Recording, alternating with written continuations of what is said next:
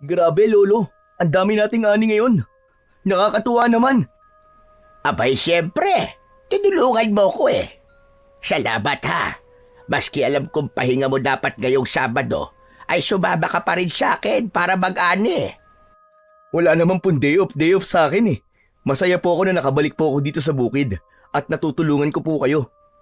Kumusta ba naman ang pagtuturo mo dyan sa eskwelahan? Mabuti nga at nailipat ka na kagad dito.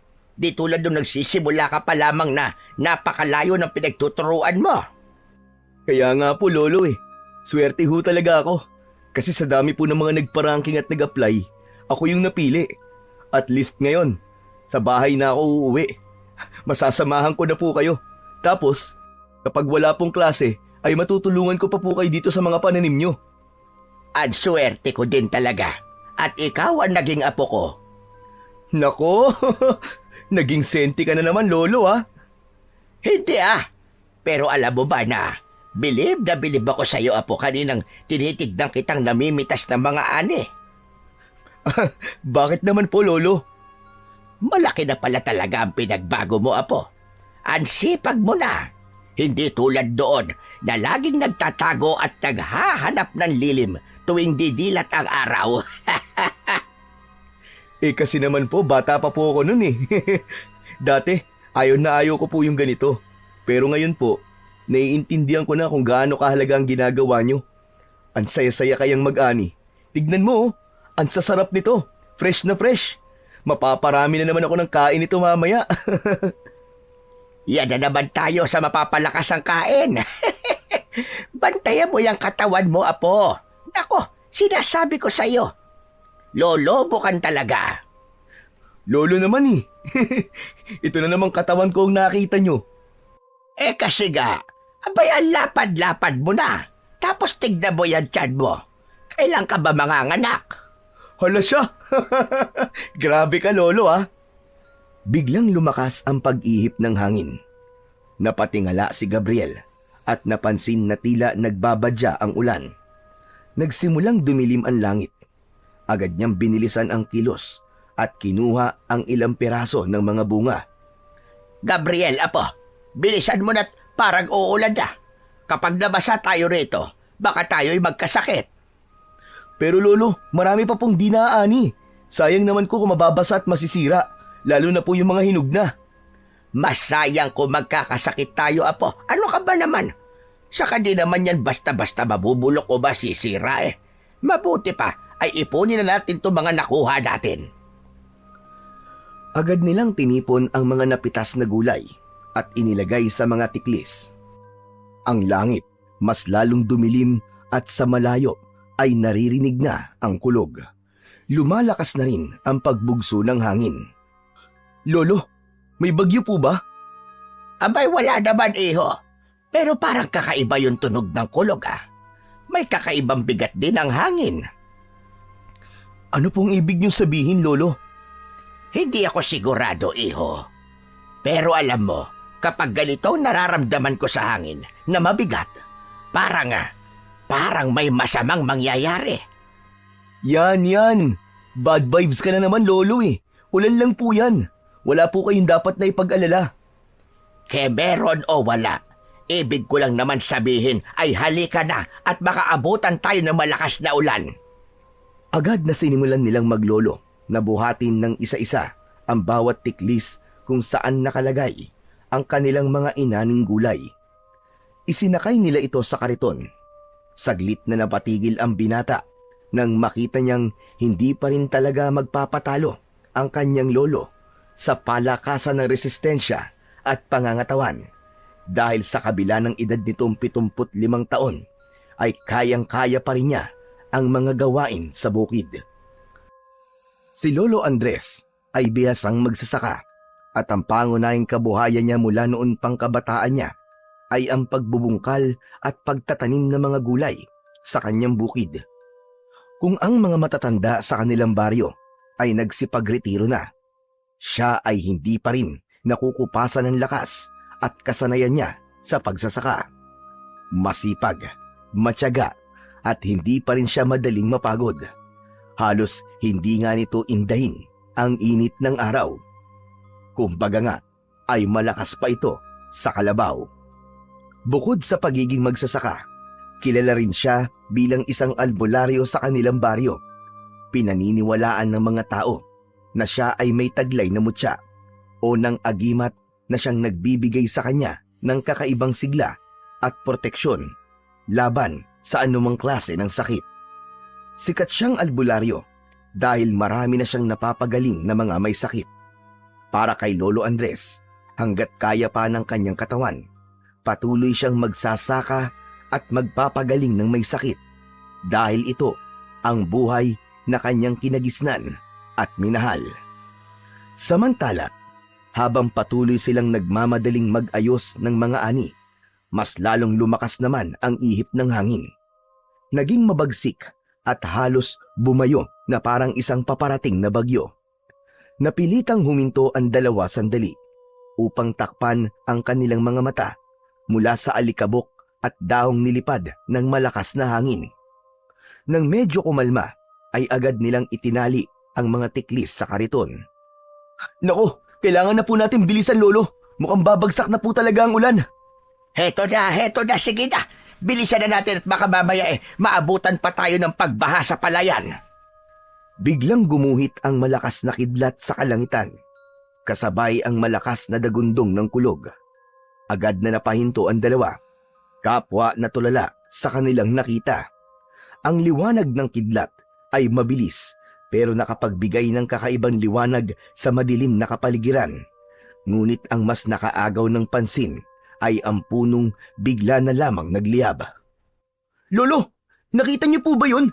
Tinamaan po ng kidlat yung puno. Oo nga, ano? Pero teka, mukhang may kakaiba sa punong yun, ha? Tingnan mo, nagliliyab siya, pero hindi naman nasusunog. Oo nga, no. Posible po ba yun? Nangyayari po ba talaga yun, Lolo? Abay, anong akala mo? Palabas lang yan nakikita mo. Ang asul na apoy, tanda na may makapangyarihang mutya sa lugar na yan. Ano po? Mutya? Ano pong ibig niyong sabihin, Lolo? May agimat po sa loob ng puno, ganun po ba?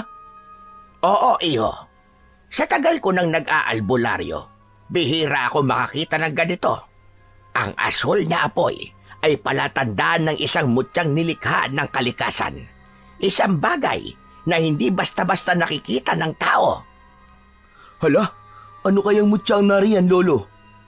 Tignan natin, iho. Sandali lang. Hindi po tayo pwedeng lumapit dyan, Lolo. Baka biglang kumidlat po ulit at tayo naman po ang tamaan. Delikado po yun, Lolo. Ano ka ba? Titignan lang naman natin eh. Saka bakit ka ba natatakot? Hindi naman basta-basta inuulit ng kidlat ang pagtama sa iisang lugar. Ay, hindi po kayo nakakasigurado, Lolo. Tignan niyo po ang punong yun. Yung po ang pinakamataas dito kaya malaki po ang posibilidad na matamaan po ulit yan. Maniwala ka sa akin, Gabriel. Hindi na yan uulit. Ang kulit mo naman eh. Tara na, tignan natin at baka nga totoo ang kutob kong pinagkalooban tayo ng mutya. Lolo naman eh, ang dami-dami mo na nga mutya eh. Tapos, di mo naman nagagamit lahat ng yun. Sinong may sabi sa iyong hindi ko nagagamit? Saka hindi pa naman natin sigurado kung para sa akin nga yun. Baka sa'yo yun, iho. Lolo, mabuti pa po siguro umuwi na tayo. Baka mamaya po hindi lang kidlat at kulog ang itodo niyan. Mamaya ulan na. Maswerte nga po tayo eh at di pa bumubuhos ang ulan. Papatak-patak pa lang. Hindi ka ba naniniwalang may mutya sa puno? Lolo naman eh.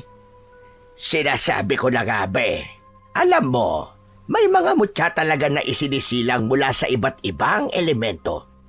Meron sa tubig, lupa, hangin at apoy.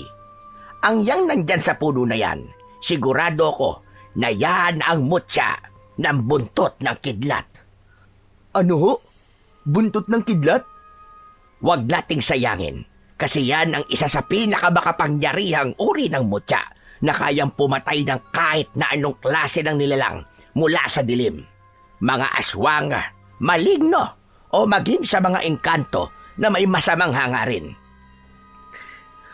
Ay, Lolo Andres, paano ba to? Sige na nga po, tara, tignan na natin.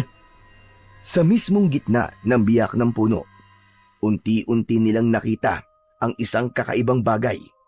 Ito ay bilog, bagyang mas maliit kaysa sa isang itlog ng pugo. Ang ibabaw nito ay makinis at makintab, animoy yari sa purong kristal. Pero sa paligid nito ay makikita ang mga mumunting sanga na nakapalibot, kawangis ng kidlat. May naririnig din silang mahinang tunog ng kuryente na nagmumula sa loob. Si Gabriel at Lolo Andres ay nakatayo sa harap nito, kapwa hindi makapaniwala sa kanilang nasaksihan. Pambihira! Ang gandang mutya nito! Kakaiba talaga siya! Grabe, Lolo Andres. Totoo pala talagang may mga ganitong bagay sa mundo. Hindi ko napag-aralan sa science to ah. Ikaw lang eh. Di ka naniniwala sa mga pinaniniwalaan ko. Paano na kapag nawala ako? Sino ang magmamana ng pagiging albularyo ko? Aba, Gabriel, dapat ay ikaw yon. Mangyari, Lolo. Hindi ko po kasi talaga hilig yan eh. Saka, aaminin ko na po. Hindi po ako naniniwala sa mga sinasabi niyong mga nilalang sa dilim. Ganon din po sa mga agimat. Pero dun sa panggagamot niyo gamit yung mga halaman, dun po, naniniwala po ako. Apo, Gabriel, matanda na ako. Kailangan may magmana. Ikaw lang naman ang apo ko. Ikaw lang ang pwede kong turuan kung sakali. Pero Lolo Andres, teacher na po ako eh. At ito po ang daan gusto kong tahakin. Hindi po ang pagiging isang albularyo. Pasensya na po kayo, Lolo Andres. Kung di kita mapipilit, wala namang problema sa akin yon, apo. O sige, kung di ka naniniwala sa mutya, ako na lamang ang kukuha nito. Sayang naman kung iiwan natin to dito. Teka, Lolo Andres. Hindi po ba delikado kung basta-basta niyo na lang pong dadamputin yan? Gabriel, alam kong natatakot ka. Pero kung totoo nga mutya na kidlat ito, hindi natin pwedeng hayaan lang. Ang agimat na ganito ay hindi basta-basta bumabagsak sa isang lugar kung walang dahilan. Baka may paparating na panganib at ito lang ang tanging panlaban natin. Pero Lolo Andres, baka po mapahama kasi kayo eh. Mas delikado kung hindi natin malalaman ang dahilan ng pangyayaring ito. Kung may paparating nga na panganib, mabuting maging handa tayo kesa magsisi sa bandang huli. Dahan-dahang inilapit ni Lolo Andres ang kamay niya sa mutya. Pero bago pa man niya ito mahawakan, biglang gumapang ang maliit na kidlat mula sa mutya papunta sa kanyang kamay. Agad siyang umatras, hinahaplos ang nanginginig pang kamay. Halatang nasaktan siya, pero pilit niyang hindi pinapahalata. Lolo, ano pong nangyari? Nakuryente ako. Abay, ang lakas. Lumabas ata ang kaluluwa ko sa bisit na kuryente nito. Talaga po, Lolo? Pero, ayos lang po ba kayo? Dasking batang ire at nagtanong pa. Mukha ba akong ayos? Tignan mo nga't nanginginig pa rin ang kamay ko. Nagtaasan pa yata ang iilang piraso na lamang na buhok ko. Kasi naman kayo eh. Sabi ko naman kasi sa inyo, huwag niyo nang hawakan ang kulit-kulit niyo eh. Nakuryente ako. Dahil hindi ako tinanggap ng mutya. Yun lang yun. Di kung ganun, Lolo, umuwi na po tayo. Ayaw naman pala sa inyo ng mutya eh. Hindi ako. Pero baka ikaw, iho. Baka ikaw ang gusto ng mutya na kumuha sa kanya. Ano po? Ako? Naku, Lolo. Huwag niyo po akong isali dyan. Wala po akong alam dyan. Subukan mo lang, Gabriel. Ang mutya mismo ang pipili kung sino ang karapat-dapat na kumuha sa kanya. Kasi po, ang totoo po niyan, takot po ako sa kuryente. Ano ka mo? Takot ka sa kuryente? Opo, di ba nga nagka-trauma po ako nung bata po ako? Nung isuot ko po yung kamay ko sa sakit, nakasaksak pala. Simula nun, ayoko nang dumikit sa kahit na anong may kinalaman po sa kuryente. Abay, napapanahon na siguro para harapin mo ang takot mo, Gabriel. Walang mangyayari sa'yo. Ang mutyang yan ay isang biyaya. At kung ikaw ang pinili nito, hindi mo pwedeng takasan ang tadhana mo. Pero lolo, paano po kung makuryente po ako uli? Eh di malalaman natin kung talagang tinatanggap ka ng mutya o hindi. Lolo naman pwedeng pag-isipan ko muna to. Walang oras para mag-isip, apo. Ang mutya ay hindi maghihintay magpakailanman. Tahimik na napatingin si Gabriel sa kumikislap na mutya. Ramdam niya ang kaba sa dibdib. Kaya naman, pikit mata na lamang niya itong dinampot. Wala siyang naramdamang kuryente ng sandaling mahawakan niya ito. Dahan-dahan niyang idinilat ang kanyang mga mata at halos mapatalon siya nang makita niyang sobrang lapit na ng mukha ng kanyang lolo Andres. Nakangisi ang matanda. Halos abot sa tenga ang tuwa. Hey! Lolo naman Huwag niyo naman po akong gulatin ng ganun! Hahahay! O ano? May kuryente o wala? Wala po. Tama ako, di ba? Ikaw nga ang nakatakdang humawak sa mutyang yan. Bakit naman po ako? Hindi naman ako ang tingero o albularyo na tulad nyo. Hindi rin ako mandirigma o sundalo. Isa lang akong simpleng tao. Hoy, hoy, hoy! Tandaan mo, hindi lang yung marunong lumaban ang maaaring maging mandirigma. Dahil ang tunay na mandirigma ay yung may tapang at puso para ipagtanggol ang kanyang bayan. Tinignan ni Gabriel ang mutya sa kanyang palad. Patuloy itong kumikislap, nagliliyab sa malamlam, ngunit makapangyarihang bughaw na liwanag. Lolo Andres, ano pong gagawin ko ngayon? Una sa lahat, itago mo muna yan, iho. Huwag mong ipapakita kahit na kanino.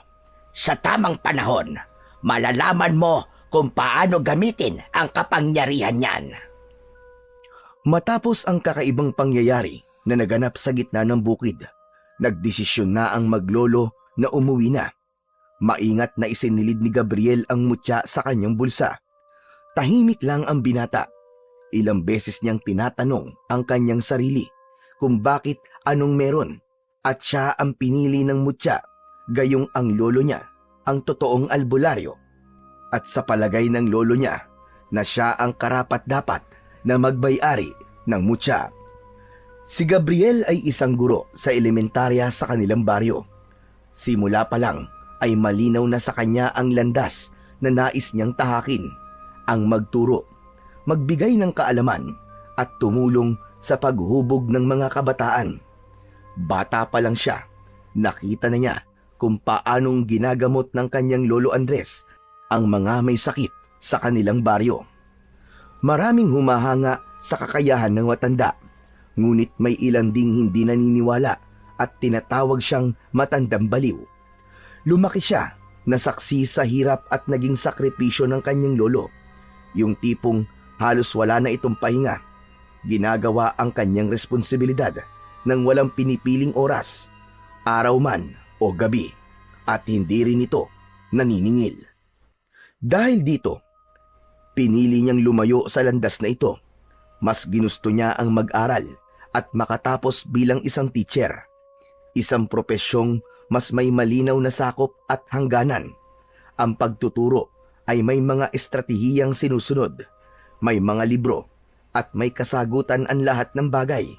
Samantalang sa mga albularyo, puro misteryo, kababalaghan, paniniwala at responsibilidad na walang katapusan na hindi talaga niya kayang akuin. Pero ngayong hawak niya ang mutya, tila unti-unting gumuguho ang itinakda niyang direksyon sa kanyang buhay. Sa tabi niya, si Lolo Andres ay tahimik lamang na nakangiti at panay ang tingin sa kanyang apo. Samantala, habang pauwi ang maglolo, madadaanan nila ang isang makitid at madamong daanan. Dahil papagabi na, tahimik na ang paligid sa lugar na yon. Wala ning isang huni ng kuliglig o ng mga ibon. Paglingon ni Gabriel, nakita niya ang kinatatakutang lumang kubo sa kanilang baryo. Giba-giba na ang bubong nito. Parang tinangay na ng bagyo ang kalahati. Ang mga dingding ay puno na ng mga umaakyat na baging at lumot. May mga tuyong dahon, buto ng hayop at mga basag na bote sa paligid. Napahinto ang kalabaw na humihila sa kanilang kariton. Lolo Andres, tignan niyo po oh. Yan ang bahay ni Tandang Silva. Napalunok si Gabriel. Alam niya ang pangalang yon. Si Tandang Silva, ang kilalang mabangis na mangkukulam. Marami ng kwento ang kumakalat tungkol sa kanya. May mga nawawalang bata na huling nakita malapit sa kanyang kubo. May mga magsasakaring nagsasabing madalas silang makarinig ng mga nakakakilabot na ritual at minsan pa nga ay nakakakita pa sila ng tila isang anino na nakalutang sa lupa, parang bantay sa nasabing bahay. Isang matandang lalaki raw ang madalas makita roon. Payat, kuba at may mahahabang daliri na tila laging may hinahagilap sa dilim. Kapag dumaan ka sa kanyang kubo pagsapit ng dapit hapon, mararamdaman mong may matang nakatitig sa'yo mula sa bitak-bitak na dingding nito. May mga nagsasabi rin na ang sino man daw na magtagal sa paligid ng bahay ay makakarinig ng bulong, mga salitang hindi nila maintindihan pero sapat na upang tumayo ang kanilang balahibo. May ilang sumubok na sumilip sa loob ng kubo pero wala ni isa sa kanila ang nakapagbigay ng malinaw na paglalarawan kung ano ang nakita nila sa loob nun. Isa sa kanila ang natagpo ang nanginginig sa takot kinabukasan. Hindi nagsalita kahit kailan. Ang ilan na may basta na lamang naglaho. Siniko na siya ni Lolo Andres. Bilisan na natin! Huwag kang lilingon! Sa halip na sumunod, muling napatingin si Gabriel sa kubo. Hindi niya alam kung imahinasyon lang niya, pero may mga matang nakasilip sa butas ng dingding. Mabilis siyang napalingon sa kanyang lolo. Lolo Andres, may nakatingin po sa atin. Alam ko yon, iho. Huwag mo nang pansinin. Muling naglakad ang kalabaw at kasabay nito, naramdaman ni Gabriel ang malamig na simoy ng hangin na tila bumalot sa kanyang katawan. Ngunit habang unti-unti silang lumalayo, biglang bumukas ang bintana ng kubo nang walang anumang dahilan. Sa sandaling yun, isang nakapangingilabot na boses ang narinig nila mula sa loob. Malalim, basag, at tila nagmumula sa kailaliman ng lupa. Loy Kalag, huwag ka magpapakita ng takot! Elo, sino po ba kasi yun? Di ba, matagal naman nang walang matanda dyan? Totoo ba yung mga sabi-sabi tungkol po sa bahay na yan? Tumahimik ka! Huwag kang maingay! Andres! Napahinto si Gabriel. Para siyang nabuhusan ng malamig na tubig dahil sa narinig. Malinaw yun. Parang may tumatawag sa pangalan ng kanyang lolo. Mabilis siyang napalingon sa kubo. Ngunit wala naman siyang makitang tao. Wala maski anong galaw sa loob. Wala ring anino o bakas ng kung sino mang naroon. Nagpatuloy sila sa paglalakad. Pilit niyang kinalma ang kanyang sarili. Pero sa huli niyang paglingon doon, nakita niya ang isang matanda. Nakatayo ito sa may bakuran. May hawak na tungkod. Gulo-gulo ang kanyang mahabang buhok na kulay puti. Ang kanyang balat ay kulubot at maitim.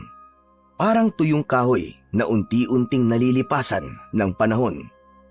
Ngunit ang mas nakakakilabot sa lahat ay ang kanyang mga mata. Hindi matukoy ng binata kung dilat ba ito o nakapikit. Pero alam niyang nakatingin yon ng direkta sa kanya. Maya-maya pa ay nakita niyang bumuka ang bibig nito at umusal ng isang dasal. Bigla niyang naramdaman ang paghila sa kanyang braso. Tumingin ka sa daan, iho. Huwag ka nang lumingon dyan sa likod.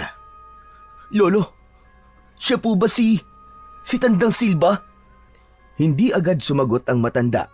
Ilang saglit nang tuluyang makalayo sila matapos ang ilang metro. Doon lamang siya nagsalita. Hindi ko alam na nakabalik na pala siya. Masama ito, iho. Pero lolo, siya po ba talaga yon? Si Tandang Silva? Oo, siya nga. At hindi mo dapat basta-basta binabanggit ang kanyang pangalan. Lalo na kung nandyan lang siya sa paligid. Pero Bakit niya po kayo tinatawag? Parang meron po siyang gustong sabihin sa inyo. Dahil ako na lang ang natitira. Ano po? Kayo na lang ang natitira? Ano pong ibig niyong sabihin? Matagal nang may hidwaan sa pagitan namin.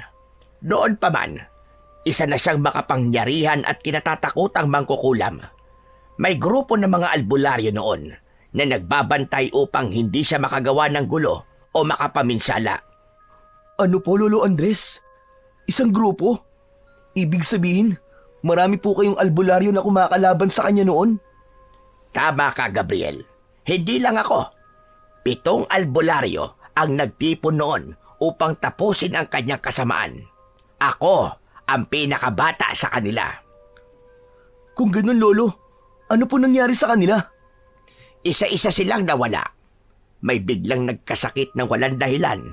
Ang iba, nawala sa sariling katinuan. Tulala at hindi na muling nakabalik sa kanilang dating sarili. Pero ang pinakamatindi, may isa sa amin na bigla na lamang naglaho. Parang bula. Wala ni anino. Wala ni bakas kung nasan siya dinala. Ako na lang, Apo. Ako na lang ang natira sa 7 albularyo. Iniisip niyo po bang siya ang may kagagawan sa pagkawala ng mga kasama niyo, Lolo Andres? Sino pa nga bang may kapangyarihang gawin yon sa kanila? Eh di siya lamang, si Tandang Silva. Pero, paano niyo po napatunayan na siya nga po ang may sala? Gabriel, ang matandang yon ay delikadong tao. Hindi siya basta-basta. Maniwala ka sa akin. Hindi mo gugustuhin mapansin ka niya. Kung totoo po ang sinasabi niyo, bakit po siya bumalik? Magiganti ba siya sa inyo? Yan ang hindi ko pa alam. Pwedeng oo. Pwede rin namang hindi. Pero isang bagay ang sigurado ko. Sa muli niyang pagbabalik ay may mangyayaring hindi maganda. Manganganib ulit ang mga tao. Kaya, Apo, humanda ka. Ho? Bakit naman po ako maghahanda? Ano naman pong kinalaman ko rito? Baka yan ang dahilan kung bakit ka binigyan ng mutya. Huminga ng malalim si Lolo Andres, saka tumitig kay Gabriel. Ang tanong, Apo, kaya mo bang tanggapin ang kapalaran mo? Pero Lolo, sinabi ko na po sa inyo ang sagot eh. Hindi po ako isang bayani at ayoko po maging isa. Okay na po ako sa pagiging isang ordinaryong teacher ko. Hindi ako makikipaglaban sa isang mangkukulam. Ikaw ang bahala. Pero sana, kung magbago ang isip mo, sana humaba pa ang buhay ko, Apo, para matulungan pa kita sa pagpapalakas mo at maisaling ko sa'yo lahat ng aking kaalaman. Lo, pambihira naman kayo eh. Huwag kayong ganyan magsalita. Para naman kayo namamaalam na niyan eh. Malakas pa po kayo oh. Di ba sabi nga ng ibang tao eh, malakas pa kayo sa kalabaw. Aabot pa kayo ng 100 taon o mahigit pa. Maniwala po kayo sa akin, Lo. Hindi natin masasabi yan, Iho. Lalo't nagbalik na siya. Alam ko ang sadya niya. May binabalak siyang hindi maganda at hindi ko alam kung anong klaseng kasamaan ang dala niya ngayon. Hindi ko talaga alam. Lolo, huwag na po nating isipin yan. Hindi pwede, Gabriel. Kailangan nating maghanda. Samantala, sa loob ng munting kubo ni Tandang Silva, isang kakaibang ritual ang isinasagawa ng matanda. Nakapaikot sa loob ng bahay niya ang maraming itim na kandila. Sa gitna ng silid, isang malamig at matigas na bangkay ang nakahiga sa isang luma at sirasirang banig. Nagsimula na si Tandang Silva sa isang pabulong na orasyon. Pagkatapos ay dahan-dahan siyang lumuhod sa harap ng bangkay. Ang kanyang mga mata ng oras na yon ay pulang-pula, galit at tila nag-aapoy sa dilim. Nang simulan niya ang pagdarasal, biglang nagbago ang kanyang anyo. Nangitim ang kanyang balat, kasing kulay ng suot niyang itim na damit. Ang kanyang buhok ay naging puti lahat. Ang kanya namang mga kamay ay mas lalong nangulubot at napuno ng mga malalaking ugat. Nang matapos ang kanyang pagbabagong anyo, dahan-dahan niyang hinaplos ang bangkay habang patuloy pa rin siya sa kanyang orasyon. Matagal na panahon na rin, Andres. At ngayon, dumating na ang araw na ikaw naman ang tatapusin ko. Muli niyang hinaplos ang bangkay. Malamig, madulas, at waring may bahid ng kakaibang enerhiya. Isang ngisi ang gumuhit sa kanyang kulubot na labi. Isang ngiting puno ng kasiyahan at pagkasabik. Dahan-dahan siyang yumuko. Inilapit ang kanyang muka sa walang buhay na katawan. Nakiramdam siya. Tahimik na nakinig. Naghihintay. Ilang saglit pa. Tila may marahang paggalaw sa dibdib ng bangkay. Bahagyang umangat ang dibdib nito. Napakagat labi si Tandang Silba. Pinigil ang isang hagikgik. Mabuti! Napakabuti! Tumawa ng malakas. Natuwa siya sa kanyang tagumpay. Muli, isa na namang patay ang babangon. Isa na namang kaluluwa ang kanyang hawak. Bumangon ka! Bumangon ka, o halimaw ng kadiliman! Bumangon ka mula sa iyong maimbing na tulog at muling kumain ng laman ng mga mahihina! Biglang lumakas ang hangin sa loob ng kubo. Napahigpit ang hawak ni Tandang Silba sa bagay na kanyang nakapitan para hindi siya matangay ng malakas na hangin. Ilang saglit lang, ang bangkay ay biglang gumalaw. Unay gumalaw ang kanyang daliri, kasunod ang marahang pag-angat ng dibdib. Nagsimula itong kumilos at unti-unting nagkaroon ng buhay. Parang isang bagong nilalang na hinugot mula sa impyerno. Sa tuwa ng matanda, muli niyang itinaas ang kanyang mga kamay at mas matinding orasyon ang kanyang binigkas. Sige! Bumangon ka! Isa kang dungganon! Isang nilikha mula sa sumpa! Ang nilalang na kanyang nilikha mula sa itim na mahika ay isang aswang na dungganon, isang klase ng halimaw na di tinatablan ng dasal. Hindi nasasaktan sa anting-anting o sa kahit na ano pang mga agimat. Ang sino mang magtatangkang lumaban dito gamit ang karaniwang pangontra sa mga aswang ay tiyak na mabibigo. Si Tandang Silba, siya lang ang may kakayahang palakasin ito at siya rin ang makakapigil dito. Ngunit wala siyang balak na gawin yon. Hinila niya ang isang maliit na bote mula sa kanyang lamesa. Ito ay puno ng dugo. Dugo ng isang batang inosente na ginamit bilang sakripisyo.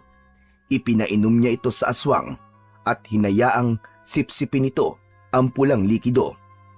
Sa wakas, nagawa ng aswang na bumangon, na puno ng matatalim na kuko ang kanyang mga kamay at paa, at ang katawan ay nabalot ng itim na kaliskis. Nakabuka ang kanyang bibig at lumabas ang dila na mahaba at matalim. Ang katawan nito'y mahaba at matipuno. May malapaniki itong pakpak. Napahiyaw ang halimaw at lumikha ng isang nakapangingilabot na tunog, at pagkatapos ay lumipad palayo ang bagong likhang dungganon. Namatay ang mga kandila sa loob ng kubo. Nabalot ng dilim. Ngumiti ang matanda. Sa wakas, magagawa ko ng lahat ng gusto ko sa baryong ito. Humanda kayong lahat. Lalo ka na, Andres. Lalo ka na. At sa pagkakataong ito, ako ang mananalo. Sa labas ng kanyang kubo, muling namuo ang maitim na ulap. Tinakpan nito ang buwan. Parang muling nagbabadya ang napakalakas na ulan. Samantala, sa loob naman ng bahay ng maglolo, hindi mapakali ang matanda. Paulit-ulit siyang tumatanaw sa bintana. Naramdaman niya ang kakaibang haplos ng hangin. Mainit yon at mabigat. Lolo, bakit parang kinakabahan po yata kayo? Gabriel, nararamdaman ko may masamang nilalang na bumangon ngayong gabi. Ano po? Ano pong bumangon? Hindi ko alam. Hindi ko alam kung ano. Pero ibinubulong sa akin ng kalikasan na may halimaw sa paligid. Halika, madali ka. Isara natin ang mga bintana at pinto. Masama ang kutob ko. Teka po, Lolo Andres. Sa palagay niyo po, may kinalaman po ba dito si Tandang Silva? Hindi ko alam. Pero isang bagay ang sigurado ko. Kailangan kong maghanda. Napabuntong hininga si Lolo Andres. Waring dinadala ng kanyang isip ang bigat ng nakaraan. Hindi basta-bastang halimaw ang nararamdaman ko, Gabriel. Kung ito na nga ang araw na matagal ko nang kinatatakutan. Gabriel, tandaan mo ito. Huwag mong hahayaang matulad ka sa akin. Hindi mo pa naiintindihan. Pero kapag dumating ang oras, huwag kang mag-atubiling lumaban. Tumigil siya sandali.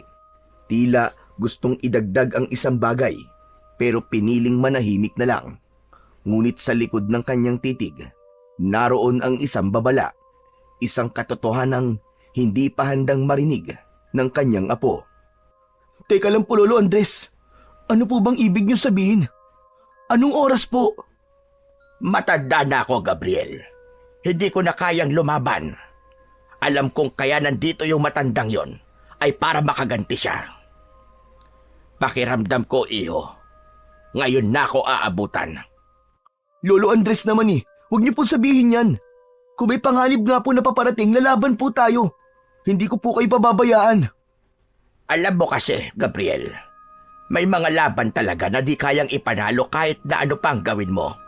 Minsan, ang tadhana na mismo ang magtatakda. Humakbang palapit si Lolo Andres at marahang inilagay ang isang kamay sa balikat ng binata. Pero kung sakali man, iho, na dumating ang araw na yon, huwag kang malulungkot dahil hindi lahat ng katapusan ay talo. May mga sakripisyong kailangan na gawin para may ibang mabuhay, para may magpatuloy. Lolo Andres, hindi ko gusto yung mga sinasabi nyo. Kung ano man ang mangyari, iho, gusto kong panghawakan mo ang sinabi ko. At kung dumating ang araw na hindi mo na ako makita, huwag kang matakot, iho. Lolo Andres, wala po masamang mangyayari sa inyo. Kung kinakailangan po na ipasuot ko sa inyo lahat ng agimat nyo, gagawin ko. Para lang po, hindi kayo lapitan ng mangkukulam na yon. Huwag ko kayo mag-isip ng negatibo, Lolo. Di ko kaya, Lo. Di ko po kaya mawala kayo. Huwag mong sabihin na hindi mo kaya. Dahil may isang hiling ako sa iyo. Kung dumating man ang oras na kailangan mong mamili sa pagiging teacher o pagiging albularyo, sana piliin mo ang daan na magliligtas sa mas maraming tao. Napabuntong hininga si Gabriel. Ayaw niya nang pakinggan ang sinasabi ng kanyang lolo. Samantala, sa labas ng kanilang bahay, nagmamasid na ang dungganon. Tahimik itong nakalambitin sa isang sanga. Ang mapupulang mata ay nakatitig sa bahay ni Lolo Andres. Malamig ang gabi. Walang buwan. Tanging may hinang ilaw lang ng mga poste ang nagbibigay liwanag sa madilim na lansangan. May dumaang isang lalaki. Ang atensyon ng aswang ay agad na nabaling dito. Naging mabilis ang paghinga ng nilalang. Gutom na gutom ito. Parang matagal nang di nakakatikim ng masarap na hapunan. Tinitigan niya ang kanyang magiging biktima. Nagpatuloy sa paglalakad ang lalaki at walang kamalay-malay sa panganib na nakasunod sa kanya. Ang paligid ay tila sumabay sa katahimikan ng gabi. Walang kuliglig, walang kaluskos ng dahon, walang kahit na anong ingay. Isang nakakapanindig balahibong katahimikan. Dahan-dahang lumipad ang dungganon mula sa sanga. Napakabilis nitong gumalaw, pero halos hindi naririnig ang pagaspas ng malalapad nitong mga pakpak. Para lang itong inilulutang ng hangin. May malamig na bagay ang biglang dumampi sa batok ng lalaki. Napahinto siya, napatingin sa paligid. Wala siyang nakita, pero bigla siyang kinabahan. Bumilis ang tibok ng kanyang puso. Binilisan niya ang kanyang mga hakbang, pero bago siya tuluyang makalayo, isang malakas na ungol ang kanyang narinig na galing sa itaas. Agad siyang napatingala at sa isang iglap, isang mahabang kamay na may matutulis na kuko ang agad na sumunggab sa kanyang balikat at inilipad siya paitaas. Malakas ang kanyang naging sigaw, pero agad ding naputol nang maramdaman niya ang isang madulas at malamig na dila ng nilalang na dumampi sa kanyang leeg. Ang kasunod nito ay bigla siyang kinagat sa leeg at sumubsob ang muka ng aswang sa leeg nito. Sinipsip ang kanyang dugo. Napakislot siya sa sakit. Pilit niyang itinutulak ang nilalang pero hindi niya kaya, lalo pat nasa itaas sila. Alam niyang kamatayan din ang kahahantungan niya sa oras na mabitiwan siya ng aswang. Nagsimula siyang manlambot, unti-unting naubusan ng lakas habang ang dugo niya ay patuloy na dumadaloy papunta sa bibig ng aswang. Hindi nagtagal, bumagsak ang kanyang katawan sa kalsada. Nanghihina, nanginginig. Bumaba ang aswang. Nakatayo ito sa tabi niya habang pinapahid ang dugo ang pangil nito gamit ang dila. Tumingala ito sa langit at muli itong lumipad patungo sa kung saan. Unang putok pa lang ng araw, ngunit isang nakakakilabot na balita na kagad ang gumimbal sa buong baryo. Sa gitna ng kalsada sa malamig at basang simento, nakita nila ang isang nakabulagtang lalaki. Maputlang maputla ang kanyang balat. Ang kanyang mga mata ay nakadilat at parang takot na takot. Ngunit ang nagbigay ng kilabot sa mga tao ay ang nakita nilang dalawang malalalim na sugat sa leeg ng lalaki. Parang ginilitan ng matatalim na pangil. Ayon sa usap-usapan ng mga residente, ang sugat na yon ay hindi gawa ng isang hayop. Dahil malinis pero brutal. Wala ning isang patak na dugo ang kumalat sa paligid. Ang mga babae at matatanda ay walang magawa kundi antakpan ang kanilang mga bibig nang makita ang bangkay. Iisa ang kanilang sinasabi.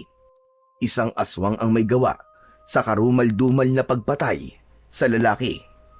Sa gitna ng kaguluhan, si Gabriel ay papunta noon sa paaralan nang napansin niya ang nagkukumpulang mga tao. Habang papalapit siya, isang pamilyar na figura ang kanyang nakilala. Si Boy, isang 10 taong gulang na estudyante niya. Nakatayo ito sa harap ng kumpulan, hindi kumikilos, hindi nagsasalita. Nakatingin lang ito sa isang direksyon, tulalang tulala, nakanganga at hindi maipinta ang muka. Agad siyang lumapit para alamin ang pinagkakaguluhan ng mga tao. Ganun na lamang ang kabang naramdaman niya nang makita ang bangkay na nakahandusay sa kalsada. Napahinto siya at napalunok. Naramdaman niya ang panlalamig ng kanyang kamay pero pinilit niyang kumalma. Luminga-linga siya sa paligid. Kita niya ang takot sa mukha ng mga tao. May iba pang nasuka at hindi nakayanan ang tagpong yun. May iba nang lumalayo at ayaw na nilang tignan ang bangkay. Muling napatingin si Gabriel sa kanyang estudyante. Tahimik pa rin ang bata.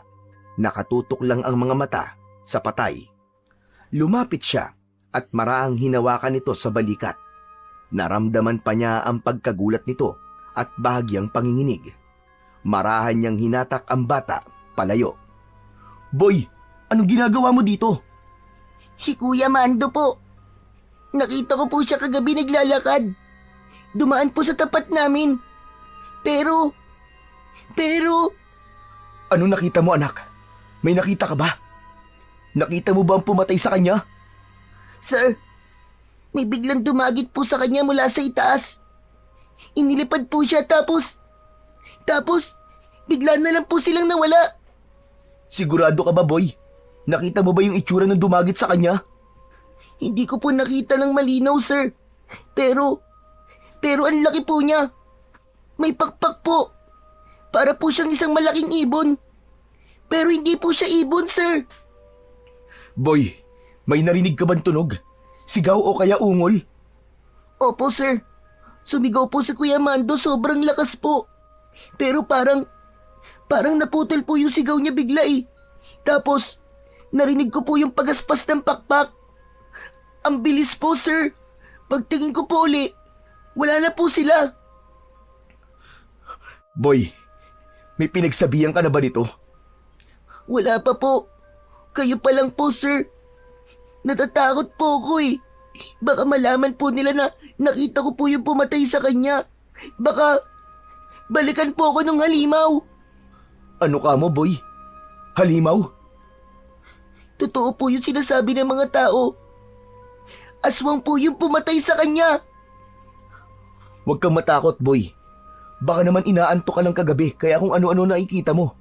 Walang aswang, boy. Hindi sila totoo. Maniwala po kayo sa akin, sir. Totoo po yung nakita ko. Totoong may aswang. Totoong may aswang, sir. Kitang-kita ko po. Boy, makinig kang mabuti. Huwag mo itong ipagsasabi sa kahit na kanino, ha? Sa ngayon, bumalik ka na lang muna sa bahay nyo. At huwag na munang lumabas lalo na sa gabi. Naiintindihan mo ba? Opo, sir. Sige na, umuwi ka na. Umuwi na ang bata at ang tanging nagawa ng binata ay sundan ito ng tingin hanggang sa tuluyan ng maglaho sa kanyang paningin. Napabuntong hininga siya. May kung anong bigat sa kanyang dibdib na hindi niya maipaliwanag. Maya-maya pa, sa gitna ng katahimikan, isang pamilyar na tinig ang narinig niya mula sa kanyang likuran. Malamig, bahagyang paos, ngunit hindi maikakailang kilala niya ito. Napako siya sa kinatatayuan. Dahan-dahan siyang lumingon at sa kanyang pagharap, nakita niya ang kanyang lolo Andres. Gabriel! Abay, ano nangyari dito? Dahan-dahan itong lumapit. Kita sa mukha nito ang labis na pag-aalala, maski di pa naman niya nakikita kung ano talaga ang nangyari at kung ano ang pinagkakaguluhan ng kanyang mga kababaryo. Lolo Andres, meron hong patay. Natagpo ang walang dugo, tapos may malalalim po na sugat sa kanyang leeg. Aba, tignan ko nga. Luwag na po. Baka kung ano pa po masabi nyo. Ano ka ba? Tahimik lang ako. Titignan ko lang naman. Sigurado po kayo, Lo, ha? Walang kung ano-anong sasabihin, ha? Ayoko po mas lalong matakot ang mga tao. Nakikiusap po ako sa inyo, Lo. Iwasan po nating lumala ang gulo rito. Oo na. Aba, tinatalakan mo pa ako eh. Sinuri ng matanda ang bangkay sa kalsada, habang ang ibang tao naman ay patuloy sa pag-uusap at bulong-bulungan. Hindi na ako nagtataka. Alam ko nang mangyayari ito. Ano ba, Lo? Sinabi ko na po sa inyo eh. Dahan-dahan lang po ang pagsasalita.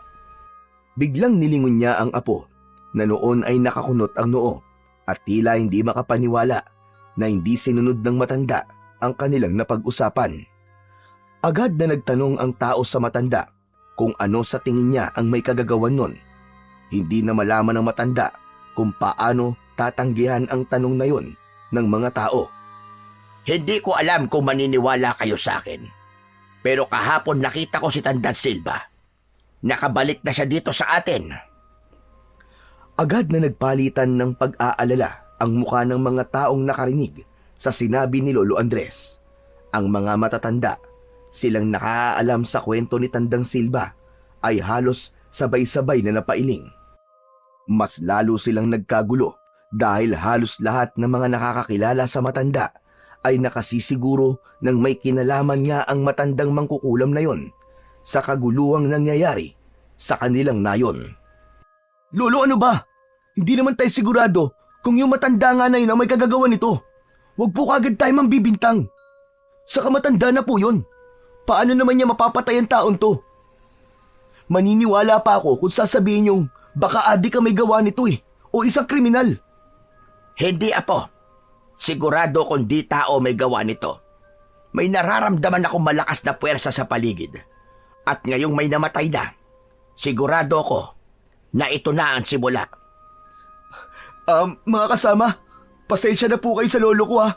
Huwag na po natin pansinin ang mga sinasabi niya. Baka nag-uulyanin na po eh. Apat siraulo to batang ito. Ginawa mo pa akong ulyanin, damuho ka. Agad na hinila ni Gabriel ang kanyang lolo palayo sa nagkukumpulang mga tao. Ramdam niya ang tensyon sa paligid, ang takot sa bawat bulong ng mga tao. Hindi na siya nagdalawang isip. Kailangan niyang mailayo si Lolo Andres bago pa ito makapagsalita ng kung ano-ano at lalong magdulot ng gulo. Tahimik silang naglakad pa uwi Kapwa hindi nagsasalita. Ang tanging naririnig ay ang tunog ng kanilang mga yabag sa lupa. Pagdating sa bahay, agad na isinara ni Gabriel ang pinto at inilak yun. Saka humarap sa kanyang lolo. Lo, ano ba naman kayo? Di ba nag-usap na tayo? Pinakiusapan ko na kayo na wag na kayo magsasalita ng kung ano-ano sa harap ng mga tao. Ano namang masama sa sinabi ko? Totoo naman yon. Totoo man po o hindi, hindi pwedeng ganun-ganun na lang tayo magbitaw ng salita. Kita nyo kanina. Lalo nyo lang pinakaba yung mga tao eh. Hindi pa nga tayo sigurado kung ano nangyari kay Mando. Tapos dadagdagan nyo pa ng kwento tungkol kay Tandang Silva. Pambihira naman kayo, Lo. Gabriel. Wala ka talagang alam sa mga nangyayari sa baryong ito. Hindi mo naabutan ang nangyari noon. Lo, hindi porket hindi ko naabutan, hindi ko na dapat alamin. Ang punto ko lang naman, huwag kayong magsalita sa harap ng tao na parang siguradong-sigurado kayo sa sinasabi nyo. Alam nyo ba pwede kayong gawing katawa-tawa? Baka nga sabihin pa nilang nababaliw na kayo eh. Ano kung pagtawanan nila ako? Mas mabuti na yung mag-ingat sila kaysa sa maging kampante tapos isa-isa na lang silang mawawala. Alam kong marami na kayo napagdaanan, Lo. Alam kong may alam kayo sa mga ganitong bagay. Pero hindi tayo pwedeng basta-basta na lang magturo ng kung sino. Paano kung wala naman talagang kinalaman si Tandang Silva? Paano kung nagkataon lang na bumalik siya tapos may namatay? Hindi, Gabriel. Sigurado ko. Siya ang may kagagawan nito. Hindi adik, hindi kriminal. Isinusumpa ko. Totoo lahat ng sinasabi ko. Halimaw ang matandang yon. Pero sa palagay ko po, Lolo Andres, mali po kayo. Ha? Paano mo nasabi? Di ba ang sabi niyo po, isang mangkukulam ang matandang yon. Pero may nakakita kay Mando kagabi. Isang malaking ibon daw po ang dumagit sa kanya. Palagay nung nakakita, aswang yon na may malaking mga pakpak. Ano ka mo? Isang aswang? Nakapagtataka. Paano nangyari yon? Aswang na si Silva ngayon. Aba, nag-level up ng damuho. Lolo naman eh, seryoso ko. Seryoso din naman ako Sa kapangyarihan niya, posibleng mangyari yon. Baka isinuko na niya ng tuluyan ang buong pagkatao niya at kaluluwa niya sa demonyo. Kung totoo man po ang sinasabi niyo, ano pong gagawin natin ngayon, Lolo Andres? Kailangan nating malaman kung bakit siya bumalik. Kailangan nating alamin kung sino ang sunod niyang bibiktimahin. Pero Lolo Andres, paano naman po natin gagawin yun? Paano po natin malalaman? Ikaw, Gabriel. Ikaw ang maghahanap ng sagot. Ano po? Hala, bakit po ako? Dahil ikaw lang ang pwedeng magpatuloy sa sinimulan ko. Ikaw ang may kakayanang labanan sila. Nasa iyo ang isang makapangyarihang mutya. Anak ng teteng naman oh. Mapilit talaga kayo no. Ilang beses ko bang sasabihin na hindi ako katulad nyo? Alam ko. Pero alam ko rin na mapipilit kang yakapin ang nakatadhana sa iyo, iho. Hindi mo yan maiiwasan at hindi mo matatanggihan. Hindi, Lolo, ayoko. Hindi ko yung kaya. Hindi mo kaya sa ngayon. Pero oras na dumating ang panahon na tanggapin mo ng buong buo ang kapalaran mo, malalaman mo rin lahat. Pero kinakabahan ako. Saan naman po? Baka ito na nga ang simula ng pagkakalat nila ng lagim dito sa baryo. Hindi ko hahayaang mangyari yon. Hanggat buhay ako, hanggat kaya ko, ipagtatanggol ko ang baryong ito. Lo, matanda na ho kayo eh. Di nyo na po kakayanin na makipaglaban pa sa mga aswang kung talagang aswang nga ang pumatay kay Mando. Kailangan nating magmatsyag dahil baka isa na sa mga nakakasalamuhan natin ng aswang. Ha? Ano po? Ano pong ibig nyo sabihin? Ang mga aswang, iho, kaya nilang magbalat kayo. Kaya nilang magpanggap na isang ordinaryong tao at makihalubilo. Kailangan natin silang makilala agad para hindi na sila makapambiktima pa dito. Lolo Andres, ano po bang plano nyo? Kailangan nating malaman kung may nakakita sa nangyari bukod dun sa sinasabi mong nakakita. Dapat tayo magtanong sa mga tao, maghanap ng palatandaan, at higit sa lahat, dapat natin palakasin ang depensa natin laban sa kanila. Tahimik na sumang-ayon ang binata sa sinabi ng kanyang lolo. Alam niyang hindi nila maaaring baliwalain ang panganib na paparating. Dahil sa nangyari, nabalot ng katahimikan at pangamba ang buong baryo. Hapon pa lamang ay nagsisibalik na sa kanilang mga tahanan ang mga tao. Wala nang batang naglalaro sa lansangan, ni isang dumudungaw man lamang sa kanilang bintana. Ang mga matatanda naman ay tahimik na nagdarasal sa harap ng kanilang mga altar. Tangan ang mga rosaryo habang nanginginig ang kanilang mga kamay. Sa tapat ng tindahan na dati puno ng tawanan at ingay ng nag-iinuman, ngayon wala ni isang anino ng tao. Ang mga upuan ay naiwan sa magulong ayos. Tanda ng pagmamadali ng may-ari na makapasok kagad sa loob ng bahay. Samantala, abala naman ang iba sa paghahanda ng mga pangontra. Naglalagay sila ng mga bawang sa bawat sulok ng kanilang bahay, sa mga bintana, pintuan, at maging sa ilalim ng kama ng kanilang mga anak. Ang ilan ay nagsasaboy ng asin sa paligid ng kanilang tahanan. Ang lahat ng ito ay dulot ng mabilis na pagkalat ng balita tungkol sa aswang at ang matinding takot sa pagbabalik ni Tandang Silba. Lalo pang lumala ang pangamba nila nang isang magsasaka ang nagpatunay na may nakita siyang kakaibang nilalang na gumagala sa kanilang bukid.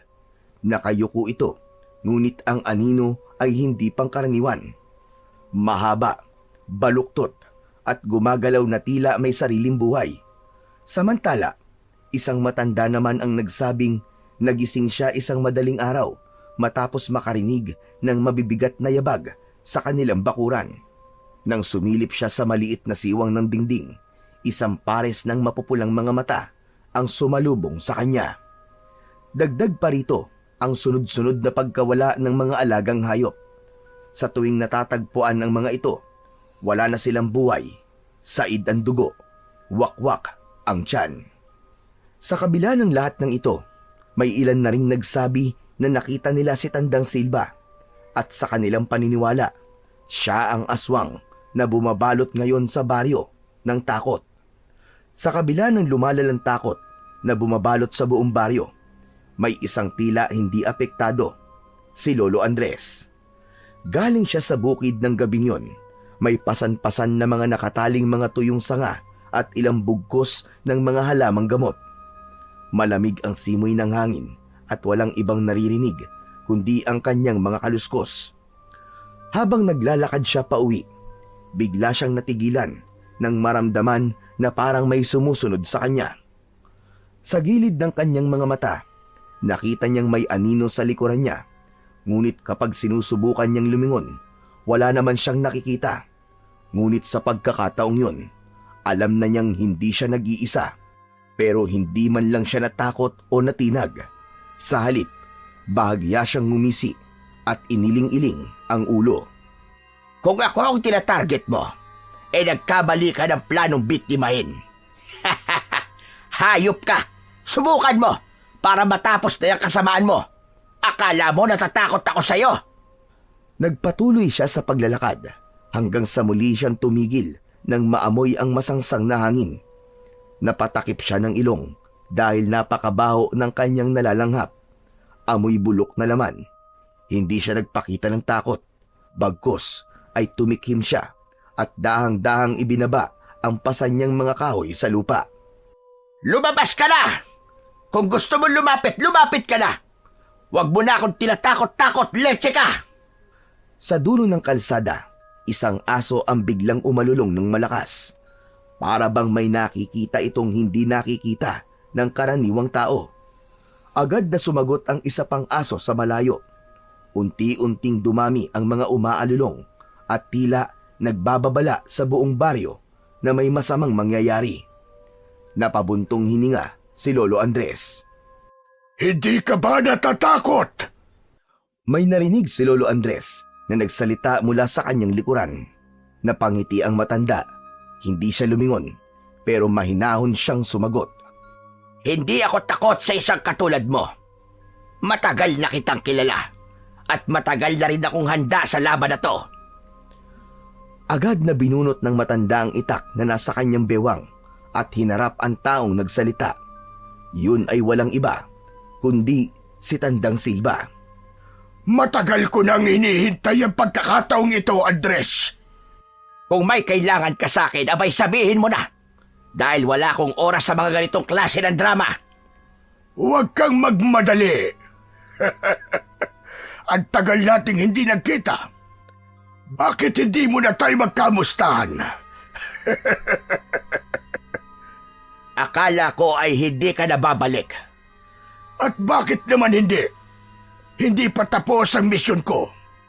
Ikaw na lang, Andres. Ikaw na lang. Ikaw na lang ang natitirang antingero. At panahon na para kunin ko ang nararapat na sa akin. Anong pinagsasasabi mo, matanda ka? Ang baryong ito, matagal na dapat nasa ilalim ng kapangyarihan ko. Hindi pa ba sapat ang lahat ng buhay na kinuha mo? At marami pa ang susunod, Andres. Hindi mo na ako mapipigilan. Hindi na tulad ng dati. Matanda ka na. Mahina. Wala ka ng kalaban-laban sa akin. Tahimik sa loob ng ilang segundo. Tapos biglang tumawa ng malakas si Lolo Andres. Malalim, puno ng pangungutya. Sandali lang. Anong nakakatawa? Ay, ang kapal na mukha mong sabihing mahina ako. Ikaw, hanggang ngayon, nandito ka pa rin. Nagpipilit, desperado. Matanda ka na rin, Silva. Pero hindi ka pa rin natututo. Nagpatuloy sa pagtawa si Mang Andres habang pinapagmasdan si Tandang Silva. Kitang-kita ang inis sa mukha ng kanyang kaaway. Mas lalong naningkit ang mapupula nitong mga mata. Hindi ka pa rin nagbabago, Andres. Puro ka pa rin patawa kahit nasa bingit ka na ng kamatayan. At sino naman ang may sabi na nasa bingit ako ng kamatayan? Ikaw? Pasensya na, Silva. Pero hindi ako takot sa'yo. Lalo na't halatang halata kong namimiss mo ko. Hindi kita namimiss. Ang gusto ko lang ay matapos na lahat ng ito. Matagal na kitang dapat na pinatay. Aba, bakit hanggang ngayon ay buhay pa ako? Ang tagal mo naman. Tama na ang satsat. Wala ka ng ligtas, Andres. Sisiguraduhin ko ngayong gabi ay mamamatay ka. Sandali lang. Bago mo ako patayin, baka gusto mo ng gamot na pampakalma. Mukha kang stress na stress at tuyot na matanda. Baka naman sumakit yung dibdib mo sa sobrang gigil. Walang silbi mga pinagsasasabi mo. Hanggang ngayon, inutil ka pa rin. Inutil? Aba, parang sarili mo yata ang pinariringgan mo, Silva. Anong ibig mo sabihin? Ilang dekada na ba tayong ganito? Ilang beses mo na akong pinagtangkaan. Pero ano ang resulta? Heto ko, buhay na buhay. Sabihin mo nga, kanino ka ba dapat mainis? Sa akin o sa sarili mo? Na kahit na anong gawin mo, hindi mo pa rin ako mapatay. Dumating na ang oras mo, Andres. Tapos na ang laro natin. Matutulad ka lang sa mga kasamaan mong albularyo nun. Wala ka ng laban. Ganon ba? Bakit parang takot ka pa rin? Hindi ako takot sa'yo. Hindi mo na ako mapipigilan. Wala nang anting-anting ang makakapigil sa akin. Talaga ba? Sigurado ka bang wala na talaga? May kinuha si Lolo Andres sa kanyang bulsa at inilabas doon ang isang maliit na bote ng langis. May nakababad na isang maliit na mutya. Kaagad niyang binuksan yon at ipinahid sa kanyang itak. Umuusok ito habang inilalagay sa talim ng kanyang sandata. Anong ginagawa mo? Sinabi mo kasing wala na makakapigil sa'yo, hindi ba? Di subukan natin kung totoo nga yan. Alam mo bang matagal ko nang hinihintay to? Matagal ko na gustong gumulong sa saig sa kakatawa kapag nakita kitang nahihirapan sa mga kalokohan mo. Ngayon, sigurado ka ng kaya mo ko. Di subukan mo. Hindi nag-aksaya ng oras si Lolo Andres. Sa isang iglap, sumugod siya kay Tandang Silva. Tangan lahat ng natitira niyang lakas. Ngunit bago pa man siya makalapit, isang nakakakilabot na nilalang ang biglang bumagsak mula sa itaas. Malaki, maitim, at may malalapad na pakpak na parang isang dambuhalang paniki. Napaatras si Lolo Andres. Ramdam ang matinding puwersa sa bagong dating na kalaban. Nawalan siya ng balanse at sa isang iglap, napaupo siya sa lupa. Naramdaman niya ang kirot sa kanyang likod pero hindi niya to ininda. Mas matindi ang pangamba na bumalot sa kanya habang pinagmamasdan ang halimaw na nakatayo sa kanyang harapan. Samantala si Tandang Silva naman ay nakangisi lang at tuwang-tuwa sa kanyang nakikita. Andres! Andres! Sabi ko naman sa iyo, hindi ba? Hindi mo na ako kayang labanan ngayon. Hindi na ikaw ang dating antingero na kinatatakutan noon. Hayop ka! Wala ka talagang pinagbago, Silva. Hindi ka kailanman lumalaban ng patas. Mandaraya ka pa rin hanggang ngayon. At bakit naman ako lalaban ng patas? Kung sa ganitong paraan ako pwedeng manalo, gagawin ko. Wala nang ibang mahalaga sa akin, kundi ang magtagumpay. Anong halimaw naman niyang ginawa mo, Silva? Nagulat ka ba? Sinabi ko naman sa iyo kanina, hindi mo nakakayanin ang kapangyarihan ko. Humakbang siya paatras at itinaas ang kamay. Sa isang iglap, ang halimaw ay lumapit sa kanya. Lumuhod sa kanyang harapan na parang isang alagang hayop. Ang nilalang na ito, ang tatapos sa iyo, Andres. Wala ka ng kawala! Kaya mo lang sinasandalan ng halimaw mo. Kasi alam mong hindi mo ako kayang harapin ng ikaw lang. Wala na akong pakialam sa mga sinasabi mo. Puro kasatsat. Pero ito tatandaan mo. Ngayong gabi, Andres, magiging kwento ka na lang sa baryo na to. Agad na tumayo si Lolo Andres at ipinagpag ang alikabok na kumapit sa kanyang damit. Pagkaraan ay ngumisi. Wala ka talagang kadala-dala kahit kailan. At sino naman ang nagsabi sa'yo na kaya-kaya akong patayin yan? Marami na ako napatay na mga aswang. At yan pa bang ipagmamalaki mo? Isang orasyon lang yan. Patay na sa akin yan. Tumingala si Lolo Andres. Ipinikit ang kanyang mga mata at sinimulang bigkasin ang isang orasyon. Ang kanyang boses ay umaalingaw-ngaw sa paligid. Tila may bumabang enerhiya mula sa langit. Biglang lumakas ang hangin, umiikot sa paligid nila.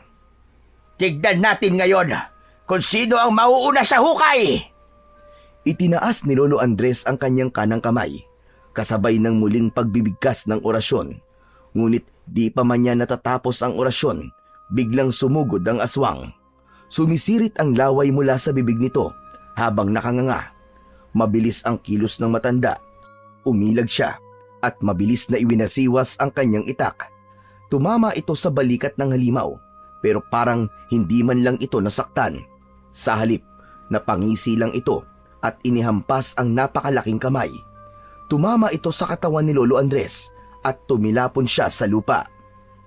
Agad na napatingin ang matanda sa hawak niyang itak.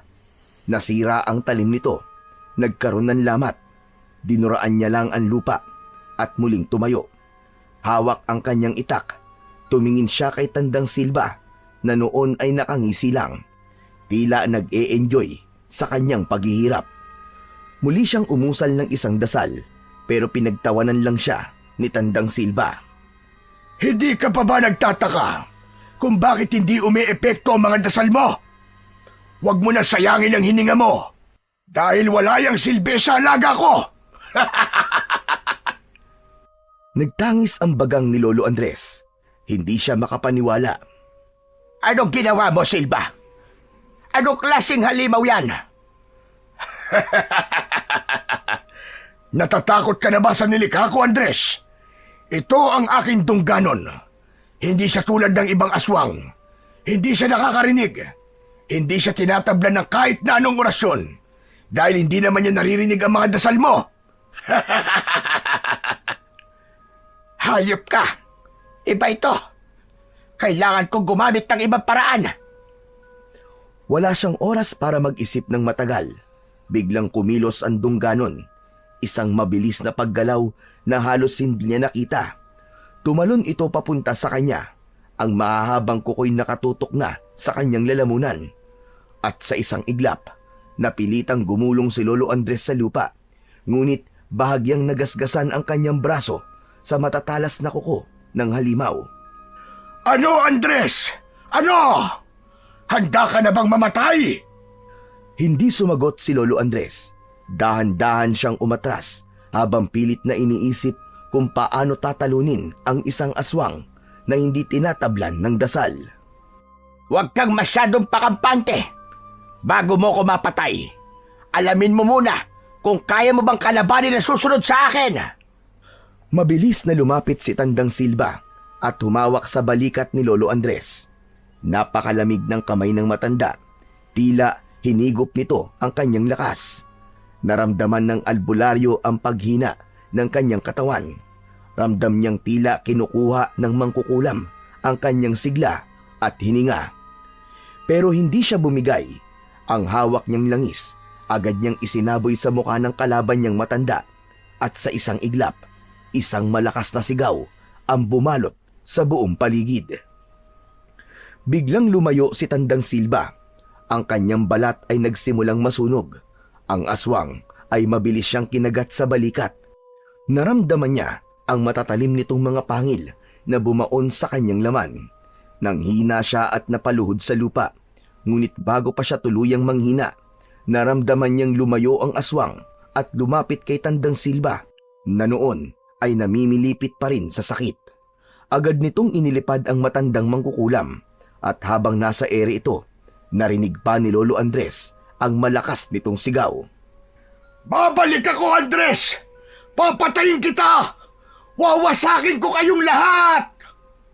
Sa isang iglap, naglaho si Tandang Silva sa dilim. Habol ang hininga. Tuluyang napahiga si Lolo Andres sa lupa. Ramdam niya ang hapdi ng sugat sa kanyang braso. Kailangan ko nang umuwi. Sa kabila ng sakit sa katawan at sa labis na panghihina, pinilit ng matanda na makatayo. Nanginginig ang kanyang katawan. Nanguha siya ng 2 piraso ng sanga at yun ang ginamit niyang tungkod. Marahan ang kanyang pagakbang pero determinado siyang makauwi. Ilang sandali ang lumipas. Sa wakas, narating na niya ang kanilang bahay. Mabilis siyang kumatok sa pinto. Gabriel! Gabriel po! Pagbuksan mo ko! Maya-maya pa, bumukas ang pinto at bumungad ang apo niyang si Gabriel. Kita ang gulat at takot sa kanyang muka. Lolo Andres! Lolo Andres, ano nangyari sa inyo? Hingal na hingal si Lolo Andres. Tumutulo ang pawis niya at may sugat siya sa balikat. Hindi siya sigurado kung may oras pa siya. Pero sinimulan niyang magbilin sa apo niya. Hinawakan niya sa balikat si Gabriel. Si Silva! Si Silva, Gabriel! Lumikha siya ng isang halimaw. Isang aswang na dungganon. Lo, wag na muna kayo magsalita. Tama na yan. Gamutin na muna natin ang sugat niyo. Gabriel, makinig ka. Wala na tayong oras. Makinig kang mabuti sa sasabihin ko. Lo, anong wala ng oras? Ano ba nangyayari sa inyo? Si Silva, lumikha ng isang halimaw. Isang dungganon. Dungganon? Anong ibig mo sabihin, Lo? Ano ba yun? Mabilis ang paghinga ni Lolo Andres. Ramdam niya ang hapdi ng kanyang sugat, pero mas inaalala niya ang paparating na kapahamakan. Inalalayan ni Gabriel ang kanyang lolo at pinaupo. Hindi ordinaryong aswang ang nilikha niya. Wala itong pandinig. Kaya di tinatablan ng orasyon o ng mga sandatang inorasyonan. Hindi rin ito basta-basta tinatablan ng kapangyarihan ng mga mutya. Malakas ito. Mabilis. At walang awa. Lo, kung hindi tinatablan ng mutya at orasyon, paano natin lalabanan yon? Napalunok si Gabriel. Noon lang niya nakitang takot ang kanyang lolo at puno ng pag-aalala. Lo, sabihin niyo, ano pong gagawin natin? Paano natin matatalo yun? Makinig kang mabuti. Panahon na para ikaw ang magpatuloy sa tungkulin ng ating lahi. Hindi po. Ayoko, Lo. Hindi ko po alam kung paano. Wala po akong alam sa ganun. Teka, nasa na ba ang gamot? Ituro niyo na lang po sa akin kung paano po kita gagamutin. Nararamdaman ko, iyo. Unti-unti nang kumakalat ang lason sa katawan ko. Dulot ng kagat ng aswang na yon. Nangihina rin ako parang nauupos na kandila. Apo, malapit na akong mamatay. Napangiti si Lolo Andres kahit nangihina. Nanlaki ang mga mata ni Gabriel. Lo, huwag ka naman magsalita ng ganyan. Hindi kayo mamamatay. Dadalhin ko po kayo sa ospital. Hihingi po tayo ng tulong. Apo, sa palagay ko, wala nang lunas ang lasong ito. Napaluhod si Gabriel sa tabi ng kanyang lolo. Mahigpit na hinawakan ang kamay nito. Hanggang sa napaiyak na si Gabriel. Hindi, Lo. Hindi pwede. Hindi ko kaya mawala kayo, Lo. Kailangan ko kayo. Kailangan kayo ng taong bayan. Huminga ng malalim si Lolo Andres. Pilit na inipon ang natitirang lakas.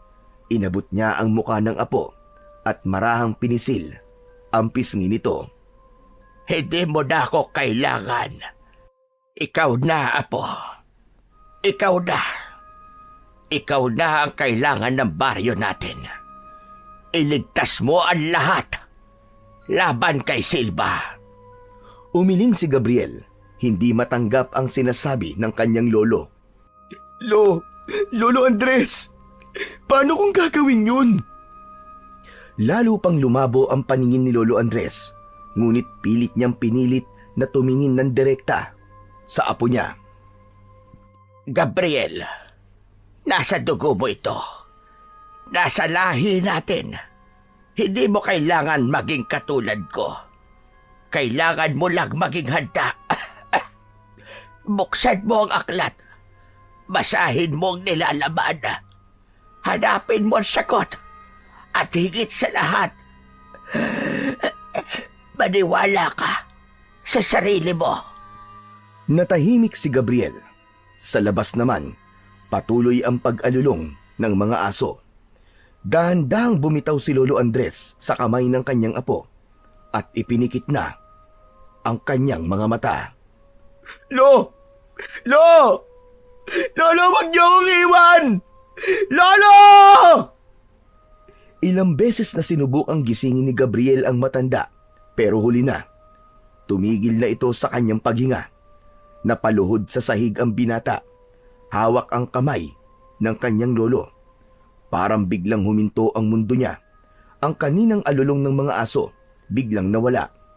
Para siyang nabingi. Dahan-dahang bumagsak ang kanyang noo sa dibdib ng kanyang lolo, habang nanginginig ang kanyang katawan dahil sa labis na pag-iyak. Lolo, wag naman po! Wag niyo po akong iwan! Lolo!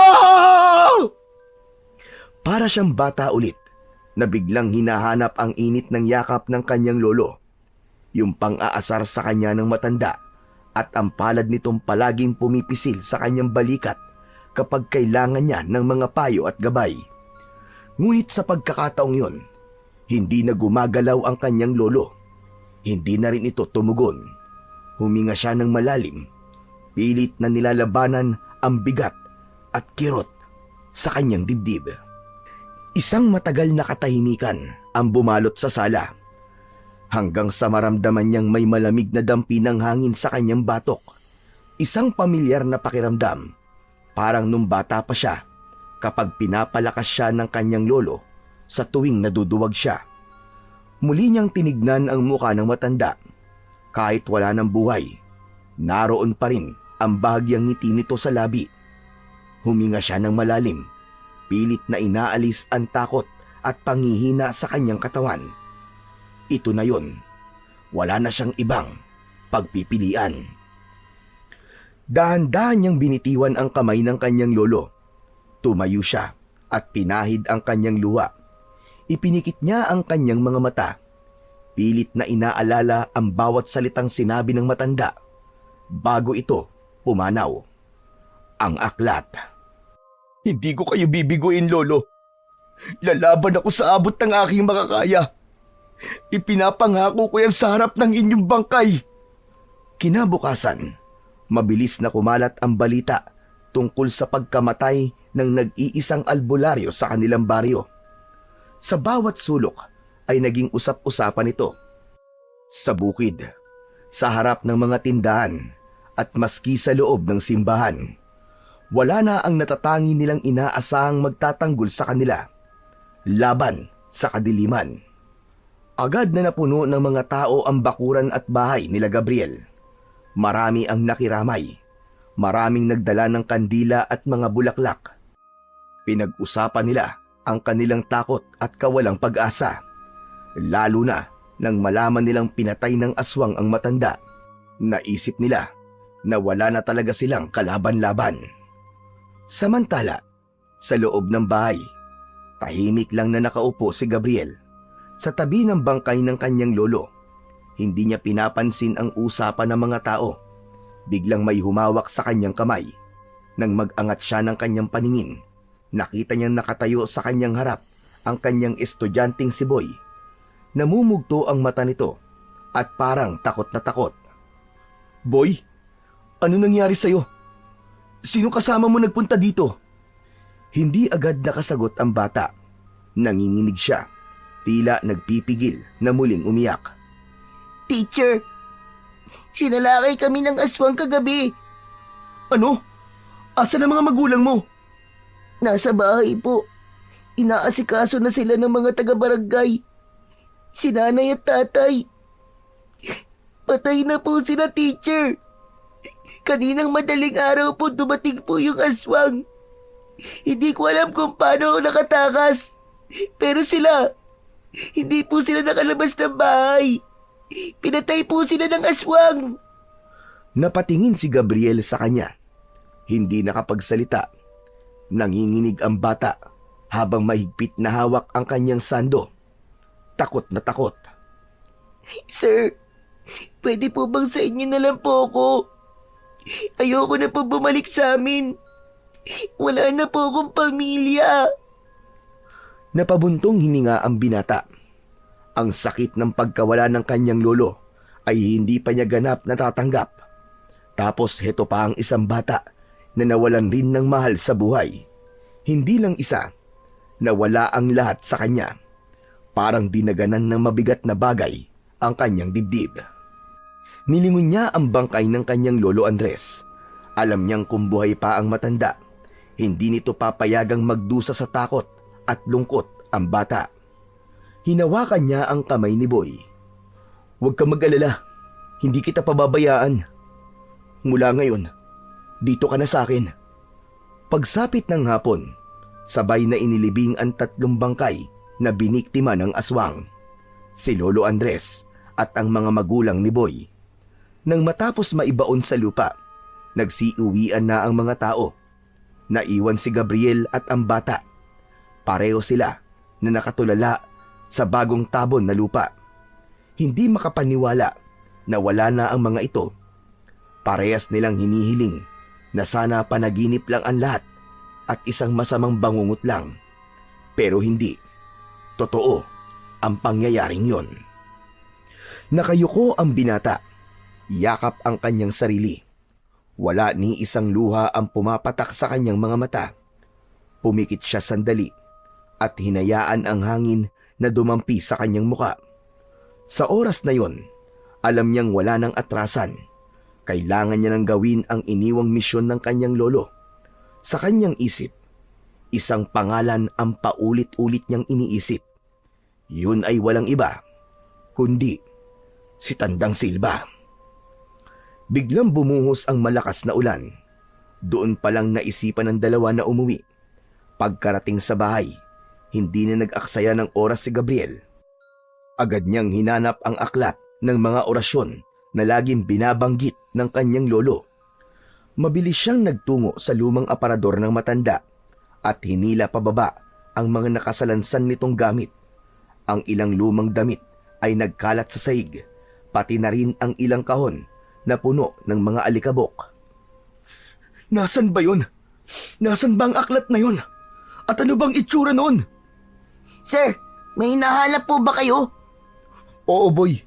Bago mamatay si Lolo, ibinili niyang hanapin ko ang libro ng mga orasyon niya. Ang sabi niya, doon daw makikita yung paraan kung paano mapapatay ang aswang. Tutulungan ko na po kayo maghanap, sir. Nagsimula silang maghalungkat sa mga kahon. Isa-isa nilang binuksan ito ni Boy. Samantalang si Gabriel naman ay nag-alis ng mga lumang tela at pinagpatong-patong na gamit sa isang lumang estante. Ang dami pong gamit ni Lolo.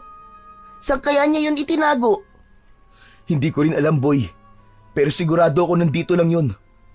Nagpatuloy sila sa paghahanap at ilang saglit pa, napansin ni Gabriel ang isang maliit na kahon na nakasiksik sa ilalim ng lumang aparador. May kakaibang ukit ito sa kahoy at may tila lumang kandado na nakakabit. Boy, ilawan mo nga ito. Agad namang inilawan ni Boy gamit ang kanyang flashlight. Nang mailawan, doon nila mas nakita ang mga kakaibang marka ng kahon. May mga nakaukit na makalumang simbolo. Meron din itong isang bato sa gitna. Kunin mo, Boy, at buksan natin. Sir, sigurado ka bang safe yan? Baka naman may sumpayan. Walang masamang gamit ang lolo ko, Boy. Wala kang dapat na ikatakot. Mas nakakatakot pa nga yung aswang na pumapatay sa mga tao. Opo, tama po kayo.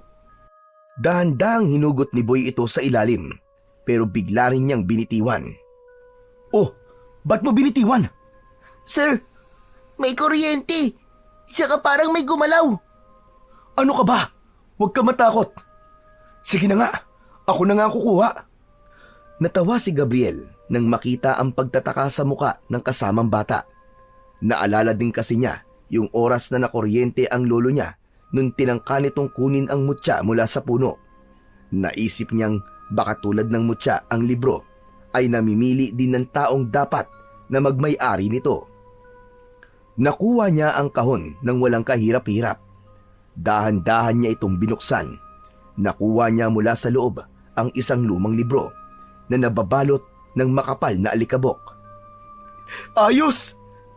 Ito na yun, Boy! Ito na yun! Agad niyang pinagpag ang lumang libro at pinunasan ang alikabok sa pabalat.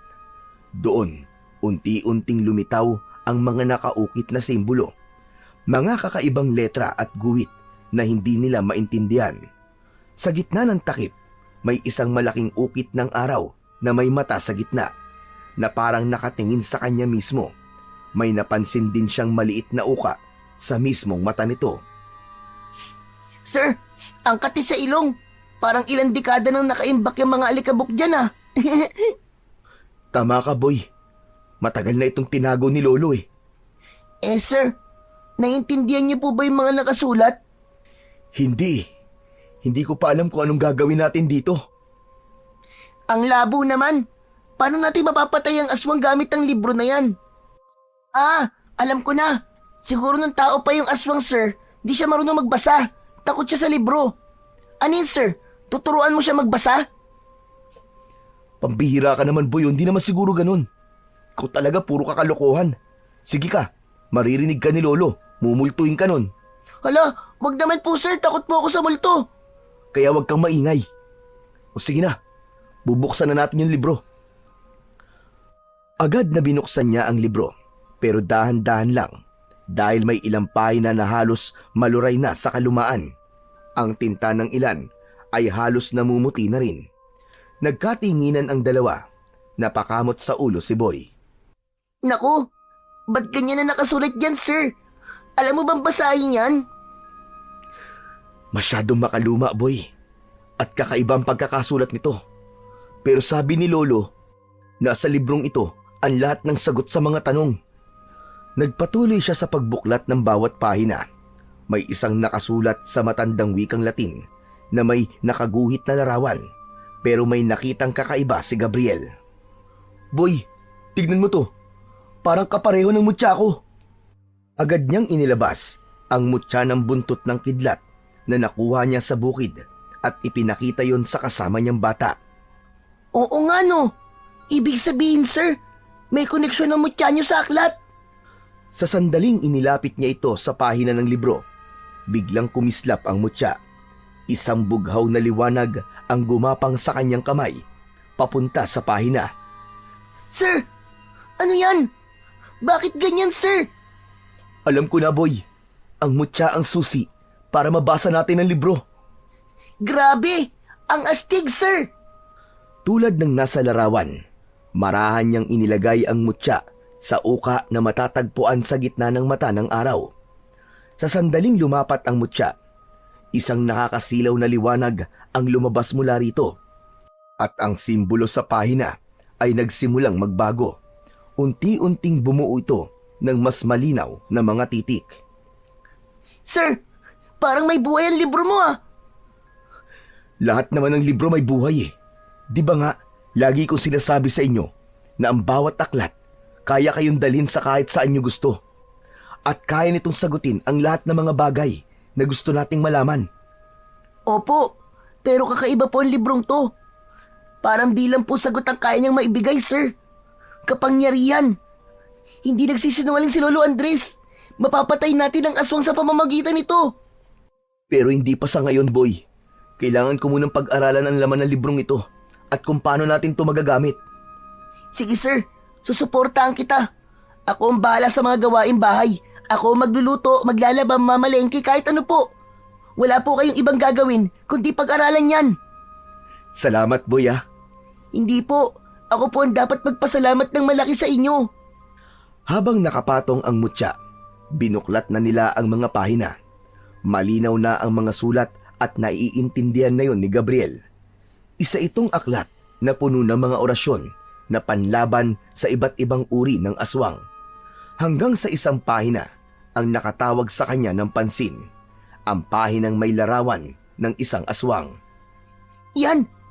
Yang aswang na yan! Siya yung sumalakay sa bahay, sir! Ganyan na ganyan po ang itsura niya! Sigurado ka ba, boy? Opo, hindi po ako maaari magkamali. Yan nga po yun. May malalaki siyang pakpak, tapos ang pangit po ng mukha niya, nakakatakot. Parang naagnas po na bangkay. Tapos, may mahahaba at matigas po siyang dila. Tama nga ang hinala ni Lolo. Dito makikita ang paraan para tapusin ang lagim sa baryong ito.